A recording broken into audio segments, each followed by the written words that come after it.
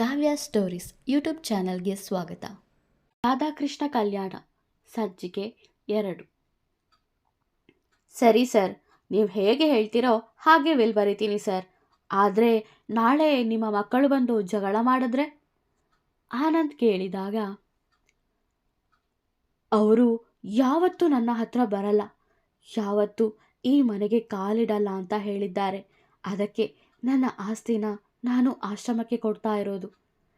ವಿಶ್ವನಾಥ್ ಹೇಳಿದಾಗ, ಸರಿ ಸರ್, ಆಯಿತು, ನಾನು ಪೇಪರ್ಸ್ ಎಲ್ಲ ರೆಡಿ ಮಾಡಿ ತಗೊಂಡು ಬರ್ತೀನಿ ಎಂದ ಲಾಯರ್ ಆನಂದ್ ಅಲ್ಲಿಂದ ಹೊರಟರು. ರೀ, ಯಾವುದಕ್ಕೂ ನಮ್ಮ ಮಕ್ಕಳನ್ನು ಕೇಳಬೇಕಿತ್ತು.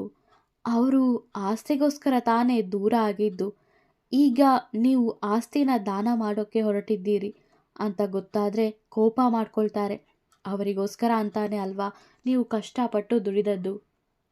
ಸಾವಿತ್ರಿ ಕಣ್ಣರಸುತ್ತಾ ಹೇಳಿದಾಗ, ನಮ್ಮ ಮಕ್ಕಳಿಗೆ ನಮಗಿಂತ ಆಸ್ತಿನೇ ಮುಖ್ಯ.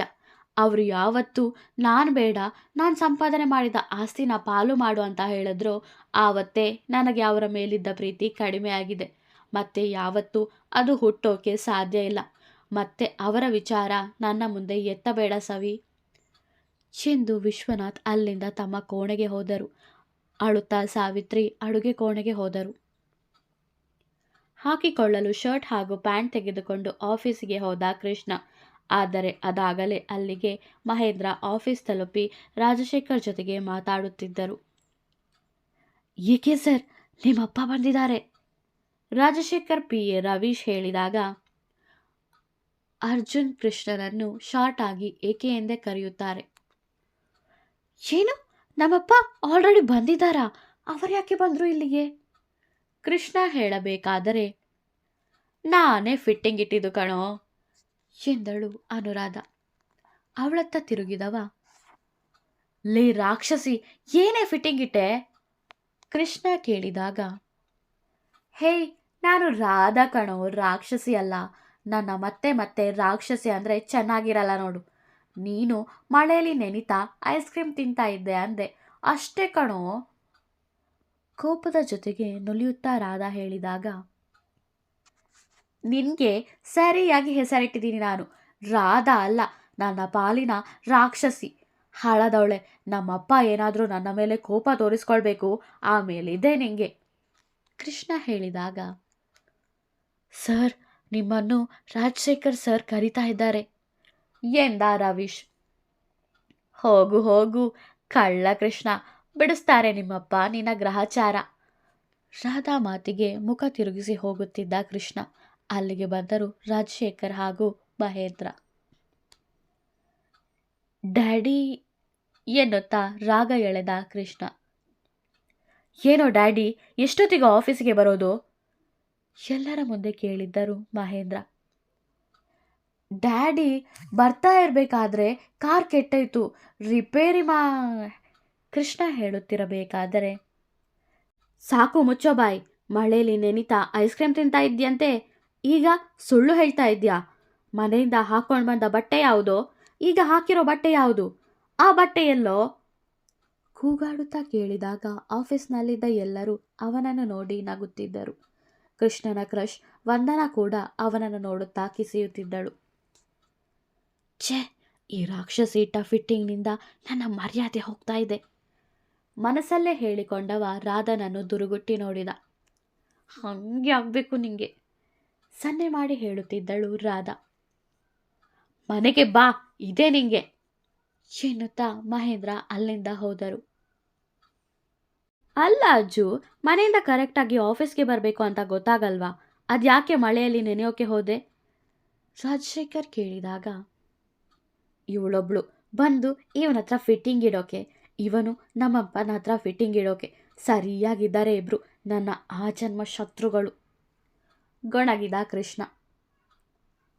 ಅಂಕಲ್, ಸರಿಯಾಗಿ ವಿಷಯ ತಿಳ್ಕೊಂಡು ಆಮೇಲೆ ಫಿಟ್ಟಿಂಗ್ ಇಡಿ, ಸುಮ್ಮನೆ ನನ್ನ ಮರ್ಯಾದೆ ಕಳಿಬೇಡಿ ಎಂದ ಕೃಷ್ಣ ಸೀದಾ ಅಲ್ಲಿಂದ ಹೋದ. ನೀವೆಲ್ಲ ಏನು ನೋಡ್ತಾ ಇದ್ದೀರಾ, ಕೆಲಸ ಮಾಡಿ ಎಂದ ರಾಜಶೇಖರ್ ಅವರ ಚೇಂಬರ್ಗೆ ಹೋದರು. ತನ್ನ ಜಾಗದಲ್ಲಿ ಬಂದು ಕೂತ ಕೃಷ್ಣ ಅವನನ್ನೇ ಹಿಂಬಾಲಿಸಿದ ರಾಧಾ, ಪಾಪ ಕಾಣೋ ನೀನು, ನಿಂಗೆ ಹೀಗೆ ಆಗಬಾರ್ದಿತ್ತು. ಅವನ ಪಕ್ಕ ಕೂತಳು. ಲೇಯ್, ಸುಮ್ಮನೆ ನನಗೆ ಬಯಸಿದೆ ಅಲ್ವಾ, ಬಿಡಲ್ಲ ನಿನ್ನ, ನೋಡ್ತಾ ಇರು ನಿಂಗೆ ಏನು ಮಾಡ್ತೀನಿ ಅಂತ. ಕೃಷ್ಣ ಹೇಳಬೇಕಾದರೆ, ನೀನೇನು ಸುಮ್ಮನೆನಾ, ಆವತ್ತು ನನ್ನ ಅಪ್ಪನಿಂದ ನನಗೆ ಬಯಸಿದೆ, ಅದಕ್ಕೆ ಇವತ್ತು ನಾನು ರಿವೆಂಜ್ ತಗೊಂಡೆ. ರಾಧಾ ಹೇಳಿದಳು. ನನಗೂ ಒಂದಿನ ಬರುತ್ತೆ, ಆವಾಗ ನೋಡ್ಕೊಳ್ತೀನಿ ನಿನ್ನ. ಕೃಷ್ಣ ಹೇಳುತ್ತಿರಬೇಕಾದರೆ ಅವನ ಕ್ರಶ್ ವಂದನ ಅವನಲ್ಲಿಗೆ ಬಂದಳು. ಏಕೆ ಸರ್, ಒಂದು ಫೈಲ್ ರೆಡಿ ಮಾಡೋಕೆ ಹೇಳಿದ್ರಲ್ವಾ, ಅದು ರೆಡಿ ಇದೆಯಾ? ವಂದನ ಕೇಳಿದಾಗ, ಇಲ್ಲ, ಸ್ವಲ್ಪ ಪೆಂಡಿಂಗ್ ಇದೆ, ಅರ್ಧ ಗಂಟೆಯಲ್ಲಿ ಮುಗಿಸಿಕೊಡ್ತೀನಿ ಎಂದ ಕೃಷ್ಣ. ಬೇಗ ಮುಗಿಸೋ, ಇಲ್ಲ ಅಂದರೆ ಸರ್ ಮತ್ತೆ ನಿಮ್ಮಪ್ಪನ ಹತ್ರ ಫಿಟ್ಟಿಂಗ್ ಇಟ್ಟರೆ ನಿಮ್ಮಪ್ಪ ಮತ್ತೆ ಇಲ್ಲಿಗೆ ಬಂದು ನಿಮಗೆ ಮಂಗಳಾರತಿ ಮಾಡ್ತಾರೆ. ರಾಧಾ ನಗುತ್ತಾ ಹೇಳಿದಾಗ, ಹೋಗೆ ರಾಕ್ಷಸಿ, ಕಾಲಲ್ಲಿ ಅವಳ ಚೇರ್ ತಳ್ಳಿ ಹೇಳಿದ್ದ ಕೃಷ್ಣ. ಹೋಗ್ತೀನೋ ಎಂದವ ಅವನ ತಲೆಗೆ ಮೊಟಕಿ ಹೋದಳು. ವಂದನ, ನೀನ್ ಬಾ ಕೂತ್ಕೋ. ರಾಧಾ ಕೂತಿದ್ದ ಚೇರ್ ತೋರಿಸಿ ಹೇಳಿದ್ದ ಕೃಷ್ಣ. ನಗುತ್ತಾ ಅವನ ಪಕ್ಕ ಕೂತಳು ವಂದನ.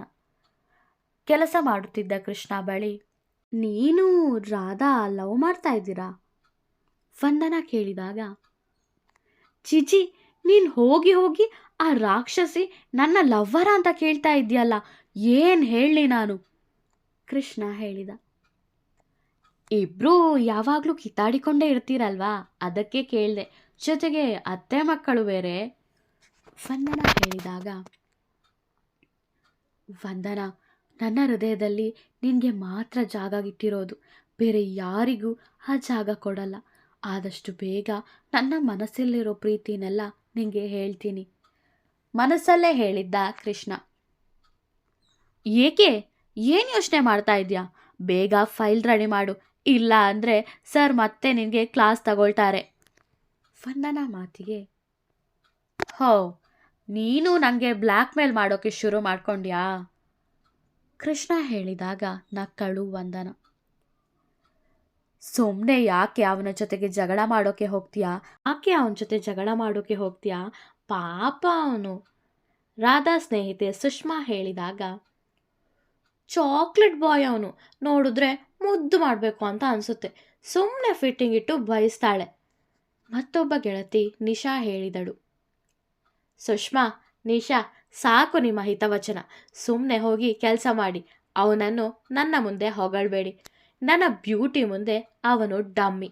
ಇಷ್ಟು ಸೂಪರ್ ಆಗಿರೋ ನನ್ನ ರಾಕ್ಷಸಿ ಅಂತಾನೆ. ನಾನು ರೋಡ್ನಲ್ಲಿ ನಡ್ಕೊಂಡು ಹೋಗ್ತಾ ಇದ್ದರೆ ಹುಡುಗರೆಲ್ಲ ಕಣ್ಣು ಬಾಯಿ ಬಿಟ್ಟು ನೋಡ್ತಾರೆ. ನಾನೊಂದು ಸ್ಮೈಲ್ ಕೊಟ್ಟರೆ ಅಲ್ಲೇ ಫ್ಲ್ಯಾಟ್. ಫೇಸ್ಬುಕ್ನಲ್ಲಿ ನಾನು ರಿಕ್ವೆಸ್ಟ್ ಆಕ್ಸೆಪ್ಟ್ ಮಾಡಿದ್ರೆ ಹಬ್ಬ ಮಾಡ್ಕೊಳ್ಳೋ ಹುಡುಗರಿದ್ದಾರೆ. ಅಂಥದ್ರಲ್ಲಿ ಇವನು. ಮೇಡಮ್, ನಮ್ಮ ನೆಕ್ಸ್ಟ್ ಫಿಲಮ್ನಲ್ಲಿ ಆ್ಯಕ್ಟ್ ಮಾಡ್ತೀರಾ ಅಂತ ಕೇಳೋ ಡೈರೆಕ್ಟರ್ಸ್ ಇದ್ದಾರೆ. ನಾನು ಮಾಡ್ತಾ ಇರೋ ಫಿಲಮ್ನಲ್ಲಿ ಇವಳು ಆ್ಯಕ್ಟ್ ಮಾಡಿದ್ರೆ ನಾನು ಹೀರೋ ಆಗಿದ್ದಕ್ಕೂ ಸಾರ್ಥಕ ಅನ್ನೋ ಹೀರೋಗಳಿದ್ದಾರೆ. ಅಂಥದ್ರಲ್ಲಿ ಇವನೊಬ್ಬ ನನ್ನ ರಾಕ್ಷಸಿ ಅಂದರೆ ನನಗೆ ಕೋಪ ಬರಲ್ವಾ? ನನಗೆ ಚೂರು ರೆಸ್ಪೆಕ್ಟ್ ಕೊಡಲ್ಲ. ಅವಳ ಮಾತುಗಳನ್ನು ಕೇಳಿಸಿಕೊಂಡ ಏಕೆ, ಲೇ ಅತ್ತೆ ಮಗಳೇ, ನೀನೇನೋ ಆ ರೇಂಜ್ಗೆ ಚೆನ್ನಾಗಿದ್ಯಾ ಅನ್ನೋ ಫೀಲ್ನಲ್ಲಿ ಇರಬೇಡ. ಮೇಕಪ್ ಮಾಡಿಕೊಂಡ್ರೆ ಮಾತ್ರ ನಿನ್ನ ಸ್ವಲ್ಪನಾದರೂ ನೋಡೋಕ್ಕಾಗತ್ತೆ. ವಿದೌಟ್ ಮೇಕಪ್ನಲ್ಲಿ ನಾಯಿನೂ ನಿನ್ನ ತಿರುಗಿ ನೋಡಲ್ಲ. ಕೃಷ್ಣನ ಮಾತಿಗೆ, ಕಾಫಿ ಎನ್ನುತ್ತಾ ಬಂದ ಪಿಯೋನ್ ರಾಮು. ಬೇಕೆಂದೇ ರಾಮು ಹಿಡಿದಿಟ್ಟುಕೊಂಡಿದ್ದ ಕಾಫಿ ಕಪ್ನ ಕೃಷ್ಣನ ಮೇಲೆ ಚೆಲ್ಲಿದ್ದಳು ರಾಧಾ. ಕೃಷ್ಣನ ಕೈಯಲ್ಲಿದ್ದ ಫೈಲ್ ಪೂರ್ತಿ ಕಾಫಿ ಚೆಲ್ಲಿ ಬಿಟ್ಟಿತ್ತು. ಕೋಪಗೊಂಡ ಕೃಷ್ಣ ರಾಧಾ ಕೆನ್ನೆಗೆ ಜೋರಾಗಿ ಬಾರಿಸಿ, ಈಡಿಯಟ್, ಚೂರು ಕಾಮನ್ ಸೆನ್ಸ್ ಇಲ್ವೇನೆ? ಕಷ್ಟಪಟ್ಟು ಈ ಫೈಲ್ನ ರೆಡಿ ಮಾಡಿದ್ದೆ, ಕಾಫಿ ಚೆಲ್ಲಿ ಬಿಟ್ಟಿಯಲ್ಲ, ಮತ್ತೆ ಯಾರೇ ರೆಡಿ ಮಾಡ್ತಾರೆ ಇದನ್ನು? ಎಲ್ಲ ನಿಮ್ಮಪ್ಪನಿಂದ ಬಂದಿರೋ ಅಹಂಕಾರ. ಕೃಷ್ಣ ಹೇಳುತ್ತಿರಬೇಕಾದರೆ, ಹೇಯ್, ನಮ್ಮ ಅಪ್ಪನ ಬಗ್ಗೆ ಯಾಕೋ ಮಾತು ತೆಗಿತಾ ಇದೆಯಾ? ಹುಡುಗಿ ಮೇಲೆ ಕೈ ಮಾಡಬಾರ್ದು ಅನ್ನೋ ಕಾಮನ್ ಸೆನ್ಸ್ ಇಲ್ವಾ ನಿಂಗೆ? ಆ ಮಹೇಂದ್ರ ಇದನ್ನೇನಾ ನಿಂಗೆ ಕಲಿಸಿಕೊಟ್ಟಿರೋದು? ರಾಧಾ ಕೇಳುತ್ತಿರಬೇಕಾದರೆ ಅವಳ ಕೆನ್ನೆಯನ್ನು ತನ್ನೆರಡು ಕೈಯಿಂದ ಗಟ್ಟಿಯಾಗಿ ಹಿಡಿದವ, ನಮ್ಮಪ್ಪನನ್ನೇ ಹೆಸರಿಡಿದು ಕರಿತೀಯೇನೆ? ದೊಡ್ಡವರಿಗೆ ಗೌರವ ಕೊಡಬೇಕು ಅಂತ ನಿನಗೆ ಕಲಿಸಿಕೊಟ್ಟಿಲ್ವಾ ಆ ನಿಮ್ಮಪ್ಪ ಅಶ್ವಥ್? ಕೃಷ್ಣ ಹೇಳುತ್ತಿರಬೇಕಾದರೆ ಆಗ ತಾನೇ ಬಂದ ರಾಜಶೇಖರ್ ಮಗ ಕೌಶಲ್. ನೀವಿಬ್ರು ಸ್ವಲ್ಪ ಜಗಳ ನಿಲ್ಲಿಸ್ತೀರಾ? ಇದನ್ನೇನು ಆಫೀಸ್ ಅಂತ ತಿಳ್ಕೊಂಡಿದ್ದೀರಾ ಅಥವಾ ಮಾರ್ಕೆಟ್ ಅಂತ ತಿಳ್ಕೊಂಡಿದ್ದೀರಾ? ನೀವಿಬ್ರು ಜಗಳ ಮಾಡ್ತಾ ಟೈಮ್ ವೇಸ್ಟ್ ಮಾಡ್ತಾ ಇರೋದ್ರ ಜೊತೆಗೆ ಇಲ್ಲಿರೋರದ್ದು ಕೂಡ ಟೈಮ್ ವೇಸ್ಟ್ ಆಗ್ತಾ ಇದೆ. ಅದ್ಯಾಕಾದ್ರೂ ನಿಮ್ಮನ್ನು ಕೆಲಸಕ್ಕೆ ತಗೊಂಡಿದ್ದಾರೋ? ಇಬ್ರು ಚೇಂಬರ್ಗೆ ಬನ್ನಿ. ಉಳಿದವರೆಲ್ಲ ಏನು ನೋಡ್ತಾ ಇದ್ದೀರಾ? ಕೆಲಸ ಮಾಡಿ ಎಂದ ಕೌಶಲ್ ರಾಜಶೇಖರ್ ಬಳಿಗೆ ಹೋದ. ರಾಧಾಕೃಷ್ಣ ಅವನನ್ನು ಹಿಂಬಾಲಿಸಿದ್ದರು. ಡ್ಯಾಡಿ, ಇವರಿಬ್ರು ಜಗಳ ಜಾಸ್ತಿ ಆಗ್ತಾ ಇದೆ. ಇದರಿಂದ ಆಫೀಸ್ನಲ್ಲಿರೋರಿಗೆಲ್ಲ ತೊಂದರೆ ಆಗುತ್ತೆ. ಎಷ್ಟು ಸಲ ಹೇಳಿದ್ದೀನಿ ಇವರನ್ನು ಕೆಲಸದಿಂದ ಕಿತ್ತಾಕು ಅಂತ. ನನ್ನ ಮಾತೇ ಕೇಳಲ್ಲ ನೀನು. ಕೌಶಲ್ ಮಾತಿಗೆ ಏನು ಮಾಡೋದು ಕೌಶಲ್? ಇಬ್ಬರು ನನ್ನ ಸ್ನೇಹಿತರ ಮಕ್ಕಳು. ನನ್ನ ಹತ್ರ ಕಳಿಸಿದ್ರೆ ನಾನು ಇವರಿಗೆ ಚೆನ್ನಾಗಿ ಕೆಲಸ ಕಲಿಸಿಕೊಡ್ತೀನಿ ಅಂತ ಇಲ್ಲಿಗೆ ಕಳಿಸಿದ್ದಾರೆ. ನಾನು ಇಲ್ಲಿಂದ ಕಳಿಸಿದ್ರೆ ಹೇಗೆ? ರಾಜಶೇಖರ್ ಮಾತಿಗೆ ಇಬ್ರು ಕಾಟ ತಡ್ಕೊಳ್ಳೋಕೆ ಆಗ್ತಾ ಇಲ್ವೇ? ಇವರಪ್ಪ ನನ್ನ ಕರೆಯಿರಿ, ಅವರಾದ್ರೂ ಬುದ್ಧಿ ಹೇಳಿ ಇವರಿಗೆ. ಕೌಶಲ್ ಹೇಳಿದಾಗ ಡ್ಯಾಡಿನ ಕರೆಸ್ತೀರಾ? ಬೇಡ. ರಾಧಾಕೃಷ್ಣ ಇಬ್ಬರು ಒಟ್ಟಿಗೆ ಹೇಳಿದ್ದರು. ಬೇಡ ಅಂತ ಸುಮ್ಮನೆ ಬಿಟ್ರೆ ನಮ್ಮ ತಲೆ ಮೇಲೆ ಕೂತ್ಕೊಳ್ತೀರಾ. ಈಗ ನಿಮ್ಮಪ್ಪ ಬರೋವರೆಗೂ ಸುಮ್ಮನೆ ಕೂತ್ಕೊಳ್ಳಿ. ಕೌಶಲ್ ಗದರಿದಾಗ ಇಬ್ಬರು ಸುಮ್ಮನಾದರು. ರಾಧಾ ಭವನ ಕಲ್ಯಾಣ ಮಂಟಪವನ್ನು ಅಶ್ವಥ್ ನಿರ್ಮಿಸಿದ್ದರು. ಅದರ ಮುಂದೆಯೇ ಕೃಷ್ಣ ಭವನ ಕಲ್ಯಾಣ ಮಂಟಪವನ್ನು ಮಹೇಂದ್ರ ಅವರು ನಿರ್ಮಿಸಿದ್ದರು. ಇಬ್ಬರಿಗೂ ಕೆಲಸದಲ್ಲಿ ಪೈಪೋಟಿ ತುಂಬಾನೇ ಇತ್ತು. ಮಹೇಂದ್ರ ಅವರ ಕಲ್ಯಾಣ ಮಂಟಪ ಬುಕ್ ಮಾಡಲು ಬಂದರೆ ಅಶ್ವಥ್ ಅದನ್ನು ತಪ್ಪಿಸಿ ತಮ್ಮಲ್ಲಿಗೆ ಬರುವಂತೆ ಮಾಡುತ್ತಿದ್ದರು. ಅಶ್ವಥ್ ಅವರ ಕಲ್ಯಾಣ ಮಂಟಪ ಬುಕ್ ಮಾಡಲು ಬಂದರೆ ಮಹೇಂದ್ರ ಅವರು ತಪ್ಪಿಸಲು ಪ್ರಯತ್ನ ಪಡುತ್ತಿದ್ದರು. ಇಬ್ಬರ ಜಗಳ ನೋಡಿ ತಲೆ ಕೆಟ್ಟು ಕಸ್ಟಮರ್ ಸೀದಾ ಹೋಗುತ್ತಿದ್ದರು. ಆದರೂ ಎರಡೂ ಕಲ್ಯಾಣ ಮಂಟಪವು ಬಹಳ ಹೆಸರುವಾಸಿಯಾಗಿತ್ತು. ಶ್ರೀಮಂತರ ಮದುವೆಯೆಲ್ಲ ಈ ಎರಡು ಕಲ್ಯಾಣ ಮಂಟಪದಲ್ಲಿ ಜರುಗುತ್ತಿದ್ದದ್ದು. ನೋಡಿ ಸರ್, ನಮ್ಮ ಕಲ್ಯಾಣ ಮಂಟಪದಲ್ಲಿ ನಿಮ್ಮ ಮಗಳ ಮದುವೆ ಮಾಡಿಸಿದ್ರೆ 100 ಕಾಲ ಸುಖವಾಗಿ ಬಾಳ್ತಾರೆ. ಅಶ್ವಥ್ ಮಾತಿಗೆ ನಮ್ಮ ಕಲ್ಯಾಣ ಮಂಟಪದಲ್ಲಿ ಮದುವೆ ಮಾಡಿಸಿ ಸರ್, 200 ವರ್ಷ ಚೆನ್ನಾಗಿ ಬಾಳುತ್ತಾರೆ ಎಂದರು ಮಹೇಂದ್ರ. ನಮ್ಮಲ್ಲಿ ಮದುವೆ ಆಗಿ ಹೋದವರು ಜೀವನದುದ್ದಕ್ಕೂ ಖುಷಿಯಾಗಿರ್ತಾರೆ ಸರ್. ಅಶ್ವಥ್ ಮಾತಿಗೆ ನಮ್ಮ ಕಲ್ಯಾಣ ಮಂಟಪದಲ್ಲಿ ಮದುವೆ ಆದವರಿಗೆ ದುಃಖ ಅನ್ನೋದು ಬರೋದೇ ಇಲ್ಲ, ಅನ್ಯೋನ್ಯವಾಗಿ ಜೀವನ ನಡೆಸ್ತಾರೆ ಎಂದರು ಮಹೇಂದ್ರ. ಮಂಟಪ ಬುಕ್ ಮಾಡಲು ಬಂದವರು ಗೊಂದಲದಲ್ಲಿ ನಿಂತಿದ್ದರು. ನೀವು ಯೋಚನೆ ಮಾಡಬೇಡಿ, ನಮಗೆ ನೀವು ಆರ್ಡರ್ ಕೊಟ್ಟರೆ ಡೆಕೋರೇಷನ್ನಿಂದ ಹಿಡಿದು ಮದುವೆ ಮುಗಿಸಿ ಗಂಡು ಹೆಣ್ಣನ್ನು ಮನೆಗೆ ತಲುಪಿಸುವವರೆಗೂ ವ್ಯವಸ್ಥೆ ಇದೆ ಮಹೇಂದ್ರ ಹೇಳಿದಾಗ, ನಮ್ಮಲ್ಲಿ ಫಸ್ಟ್ ನೈಟ್ವರೆಗೂ ವ್ಯವಸ್ಥೆ ಮಾಡಿಕೊಡ್ತೀವಿ ಎಂದರು ಅಶ್ವಥ್. ಸರ್, ನೀವು ಯಾರ ಮಂಟಪದಲ್ಲಾದರೂ ಮದುವೆ ಮಾಡಿಸಿ ಸರ್, ಆದರೆ ನಮ್ಮ ಶಾಪ್ನಲ್ಲೇ ಬಟ್ಟೆ ತಗೊಳ್ಬೇಕು. ಒಳ್ಳೆ ಕ್ವಾಲಿಟಿ ಬಟ್ಟೆಗಳು ಇದೆ ಸರ್. ಎಷ್ಟೇ ವರ್ಷ ಉಪಯೋಗಿಸಿದ್ರೂ ಚೂರು ಹಾಳಾಗಲ್ಲ. ಹಳೇದಾದರೂ ನೀವು ನಮ್ಮಲ್ಲಿಗೆ ಬಂದು ಎಕ್ಸ್ಚೇಂಜ್ ಮಾಡಿ ಬೇರೆ ಬಟ್ಟೆ ತಗೊಂಡು ಹೋಗ್ಬೋದು. ಮಹೇಂದ್ರ ಅವರ ಮಂಟಪದ ಪಕ್ಕದಲ್ಲಿ ಅವರ ತಮ್ಮನಾದ ಮೋಹನ್ ಅವರು ತಮ್ಮ ಶಾಪ್ ಶ್ರೀ ಸಾವಿತ್ರಿ ಟೆಕ್ಸ್ಟೈಲ್ಸ್ನ ಹೊರಗಡೆ ನಿಂತು ಹೇಳಿದ್ದರು. ನಮ್ಮ ಟೆನ್ಷನ್ನಲ್ಲಿ ನಾವಿದ್ದೀವಿ, ಇವನೊಬ್ಬ. ಅಶ್ವಥ್ ಗೊಣಗಿದಾಗ ತಲೆಕೆಟ್ಟು ಹೋಗಿತ್ತು ಆ ಕಸ್ಟಮರ್ಗೆ.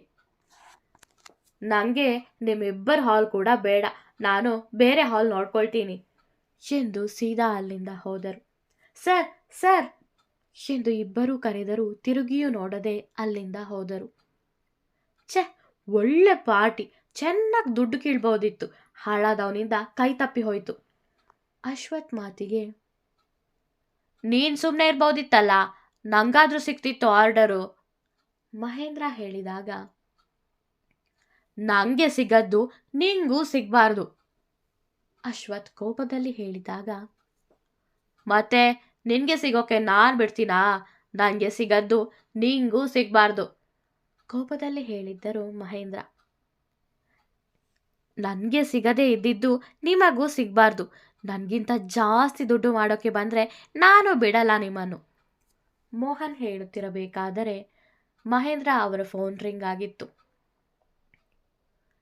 ರಾಜು ಯಾಕೆ ಫೋನ್ ಮಾಡ್ತಿದ್ದಾನೆ ಎನ್ನುತ್ತಾ ಮಹೇಂದ್ರ ಯೋಚಿಸುತ್ತಿರಬೇಕಾದರೆ ನಿನ್ನ ಮಗ ಏನೋ ತಲಹರಟೆ ಮಾಡಿರ್ತಾನೆ, ಅದನ್ನು ಹೇಳೋಕಿರ್ಬೇಕು.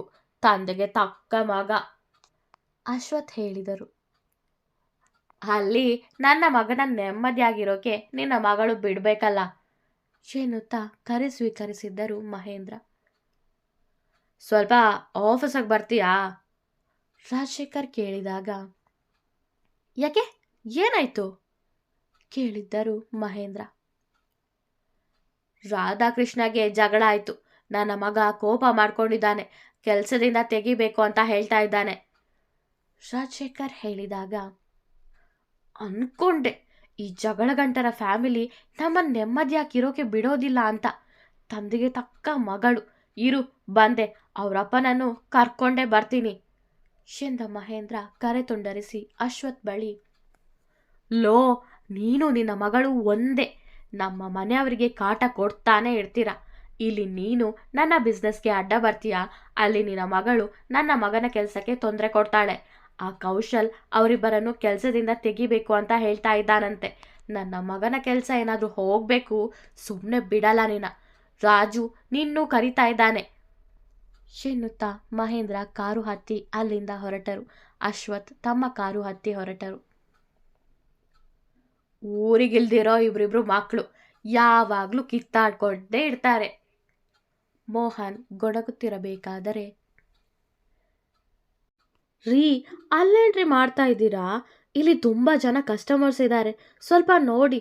ಕೆಲಸಕ್ಕೆ ಜನ ಇಡಿ ಅಂದರೆ ದುಡ್ಡು ಕೊಡಬೇಕಾಗುತ್ತಲ್ಲ ಅಂತ ಹೇಳ್ತೀರಾ. ದಿನಕ್ಕೆ 70,000-80,000 ದುಡ್ಡು ಬರುತ್ತೆ. ಆದರೂ 4 ಜನ ಎಕ್ಸ್ಟ್ರಾ ಕೆಲಸದವರ ಇಡೋಕ್ಕೆ ಏನ್ರಿ ದಾಡಿ ನಿಮಗೆ ನಮಿತಾ ಬೈಯುತ್ತಿರಬೇಕಾದರೆ ಇವನಿರೋ 4 ಜನರಿಗೆ ಸಂಬಳ ಕೊಡೋಕೆ ಕಂಜೂಸ್ ಥರ ಆಡ್ತಾನೆ, ಇನ್ನು ಮತ್ತೆ 4 ಜನರನ್ನು ಕೆಲಸಕ್ಕೆ ಇಟ್ಕೊಳ್ಳೋಕೆ ಒಪ್ಕೊಳ್ತಾರಾ? ಕಂಜೂಸ್ ನನ್ನ ಮಗ. ಮೋಹನ್ ಕೆಲಸದವರು ಪಿಸುಗುಡುತ್ತಿದ್ದರು. ಮೂವರು ಪೈಪೋಟಿಯಲ್ಲಿ ಜೀವನ ನಡೆಸುತ್ತಾ ಇದ್ದಾರೆ. ವಿಡಿಯೋ ಇಷ್ಟವಾದರೆ ಲೈಕ್ ಮಾಡಿ, ಕಮೆಂಟ್ ಮಾಡಿ. ನನ್ನ ಚಾನಲ್ಗೆ ಹೊಸಬರಾದರೆ ಸಬ್ಸ್ಕ್ರೈಬ್ ಮಾಡಲು ಮರೆಯಬೇಡಿ. ಧನ್ಯವಾದಗಳು.